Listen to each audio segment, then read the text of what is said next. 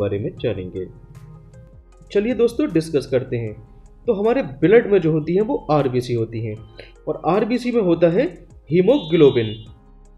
अब हीमोग्लोबिन में दो पार्ट होते हैं, पहला होता है हीम और दूसरा पार्ट होता है ग्लोबिन। अब जैसे ही आरबीसी टूटती है मतलब कि इसका ब्रेकडाउन होता है। अब यहाँ पर देखिए जो हीम है वो कन्वर्ट हो जाता है बिलीवर्डिन और बिलीरूबिन में। तो यहाँ पर बिलीरूबिन जो है येलो कलर का पिगमेंट होता है।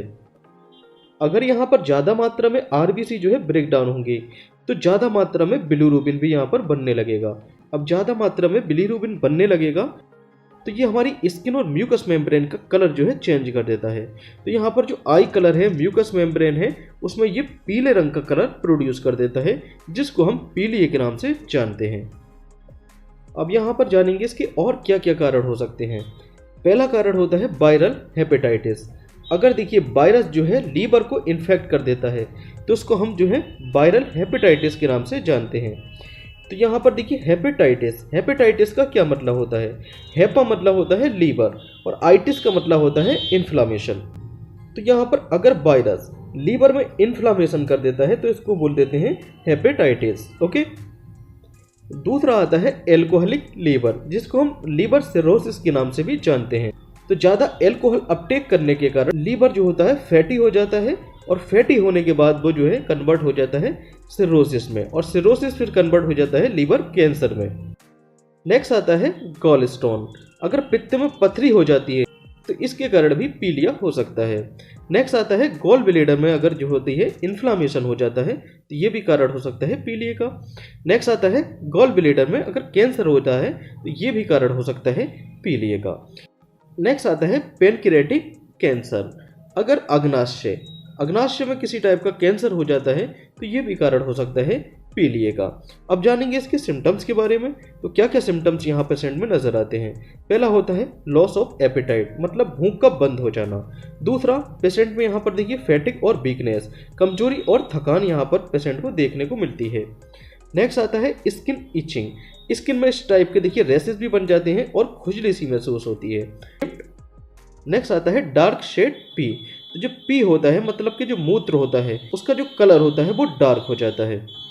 नेक्स्ट सिम्टम आता है डायरिया और नोजिया। तो ऐसे पेशेंट में डायरिया मतलब कि दस्त लग जाना और जी मचलाना, तो ये सिम्टम पेशेंट में देखे जा सकते हैं। अब बात कर लेते हैं इसके टेस्ट के बारे में। तो यहाँ पर कौन सा टेस्ट कराया जाता है। तो पीलिया के केस में जो है एलएफटी टेस्ट कराया जाता है। एलएफटी का मतलब होता है लीवर फंक्शन टेस्ट। तो यहाँ पर बिलीरूबिन का जो अमाउंट है वो यहाँ पर रिपोर्ट में बढ़ा हुआ नजर आ रहा है और यहाँ पर एसजीओटी एसजीपीटी का भी अमाउंट यहाँ पर बढ़ा हुआ नजर आता है। अगर लीवर में किसी भी टाइप का इन्फेक्शन हो जाता है तो वहाँ पर एसजीओटी और एसजीपीटी का जो अमाउंट होता है वो बढ़ जाता है। अब बात कर लेते हैं हम इसके ट्रीटमेंट के बारे में। तो यहाँ पर कौन कौन सी मेडिसिन दी जाती हैं। पहली आती है हेपामर्ज। हेपामर्ज में होता है एल ऑर्निथिन और एल एस्पार्टेट। तो ये जो है लीवर को जो है रीजनरेट करने के काम में आती है। अब बात कर लेते हैं इसके डोज के बारे में। तो ये जो है 2 टाइम पेशेंट को दी जा सकती है एज अ बीडी। नेक्स्ट आता है कैप्सूल, जिसको हम न्यूरोकाइन गोल्ड के नाम से जानते हैं। ये एक मल्टीविटामिन कैप्सूल होता है। तो देखिए पीलिया के कारण अगर पेशेंट में कमजोरी हो जाती है तो यहाँ पर न्यूरोकाइन गोल्ड कैप्सूल पेशेंट को देते हैं। बात कर लेते हैं इसकी डोज के बारे में। तो पर डे ये ओडी पेशेंट को दिया जा सकता है, मतलब कि वंस अ डे, एक दिन में एक ही बार इसको दिया जा सकता है। इसके साथ ही साथ यहाँ पर देखिए पेंटाकाइन डीएसआर कैप्सूल पेशेंट को दिया जाता है। तो ये आप या तो इसको ओडी यूज कर सकते हैं, मतलब कि खाली पेट आप इसको दे सकते हैं, या इसको हम बीडी भी यूज कर सकते हैं, मतलब सुबह शाम 2 टाइम इसको यूज किया जा सकता है। और इसके साथ ही साथ एक और टेबलेट आती है जिसको हम एल-सिन-ओ-जेड के नाम से जानते हैं। तो एल-सिन-ओ-जेड में होता है लीवोफ्लॉक्सासिन और ओनिडाजोल। तो लीवोफ्लॉक्सासिन होता है यहाँ पर 250 मिलीग्राम, जबकि ऑर्निडाजोल होता है 500 मिलीग्राम।